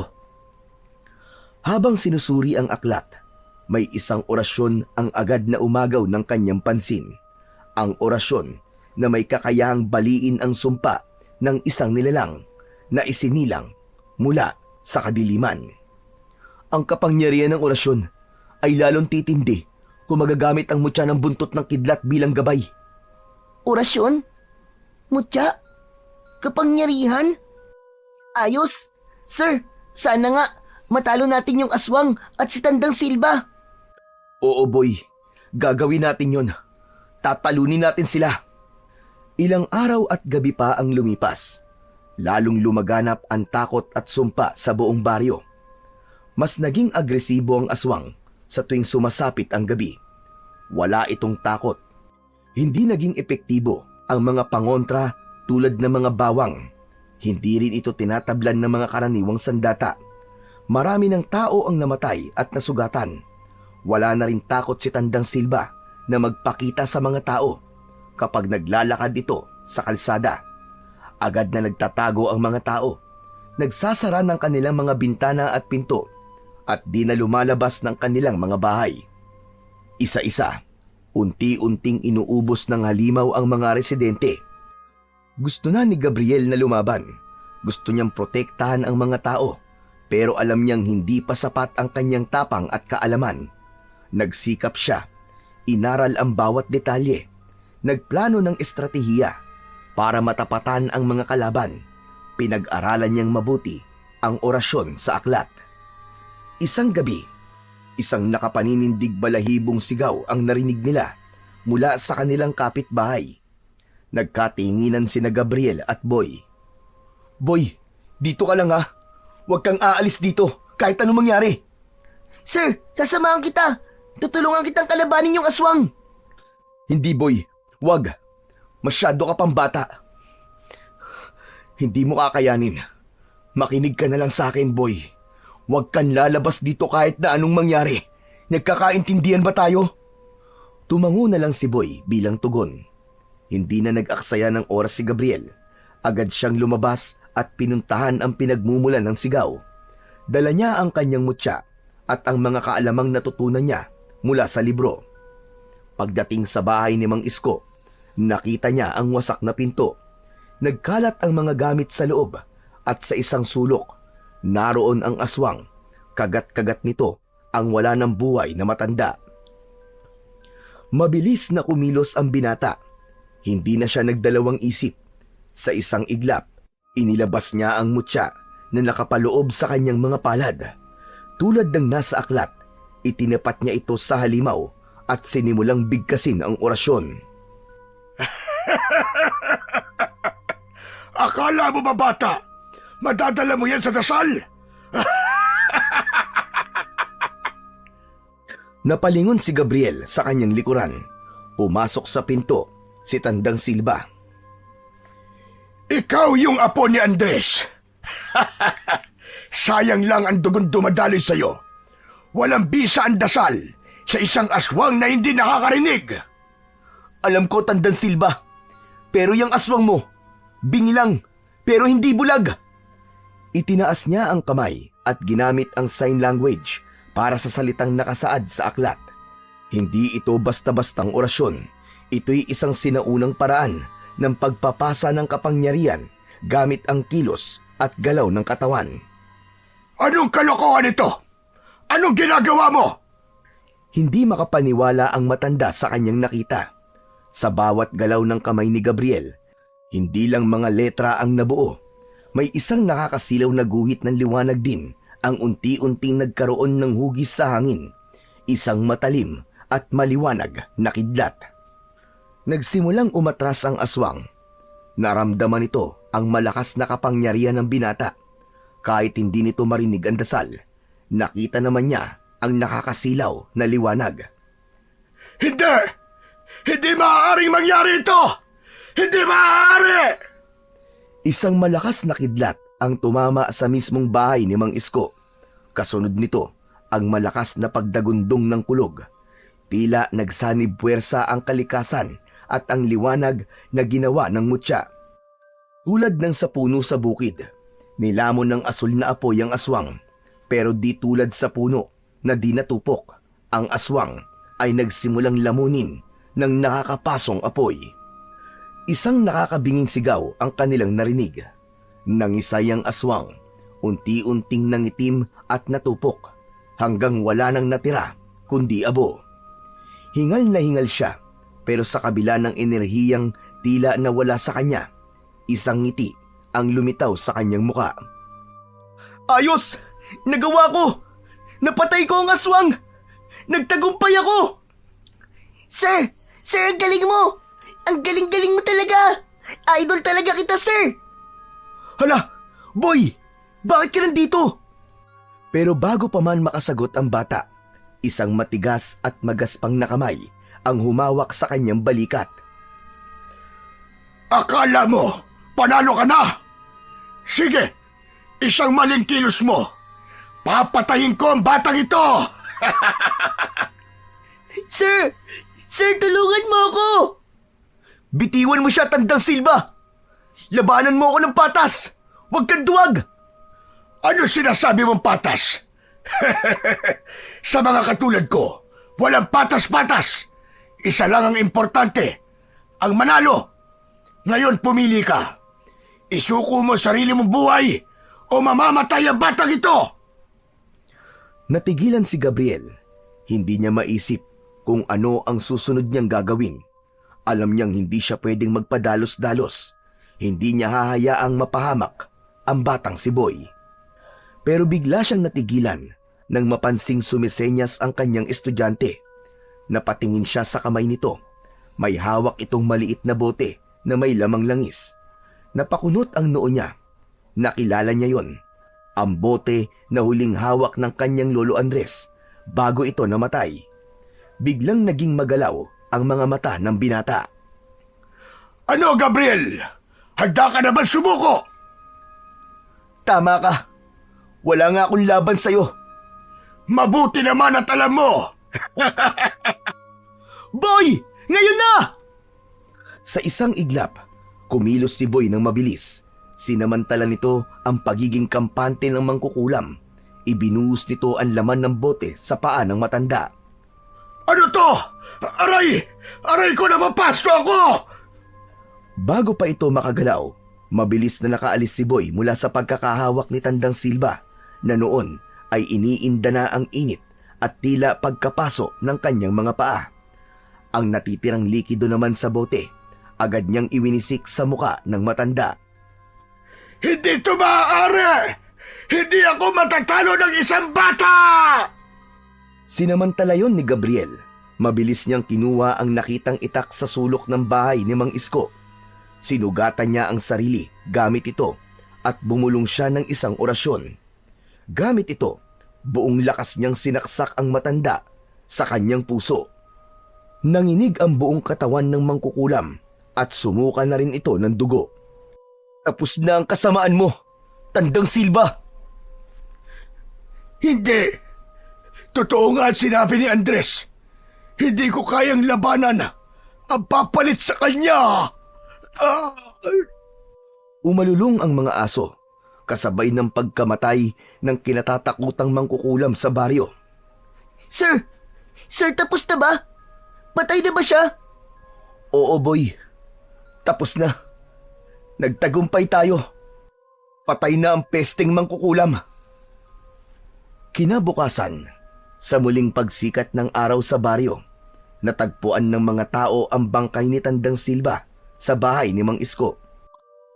Wala na ang mangkukulam na inakala nilang siya rin ang aswang na gumagala at pumapatay sa kanilang lugar. Masaya silang namatay na ang kinatatakutan nilang matanda. Samantala, sa bahay naman ni Gabriel, tinititigan ni Boy ang aklat ng mga orasyon. Sir, ano na bang gagawin natin dito sa libro? Itatago natin, Boy, dahil baka dumating ang araw. Baka kailanganin natin ulit.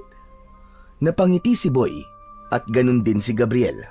Sa wakas, matatahimik na ang kanilang baryo.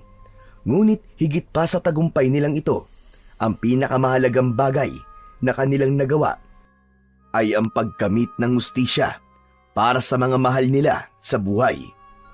At isang pangako ang sinabi ni Gabriel bago nito itinago ang libro. Ngayong alam na niya ang sikreto ng libro, handa na siyang lumaban anumang oras na dumating ang mga kampon ng kadiliman. Ipinagpatuloy niya ang nasimulan ng kanyang lolo bilang isang mahusay na albularyo at manunugis ng aswang. Yun ang gusto ng kanyang lolo para sa kanya. Pero habang wala pa ang mga alagad ng kasamaan, ay pinagpapatuloy niya ang kanyang pagtuturo bilang isang guro. Sa kabila nito, palagi siyang alerto, nakabantay kung sakaling may mga mata na nakabantay at naghihintay ng tamang pagkakataon na umatake at magasik ng lagim sa kanilang baryo. Nangako siya sa kanyang sarili at sa pangalan ng kanyang lolo na habang siya ay nabubuhay, ipagtatanggol niya ang buong baryo sa abot ng kanyang makakaya, sa tulong ng mutya ng buntot ng kidlat at sa gabay ng mahiwagang aklat ng kanyang lolo.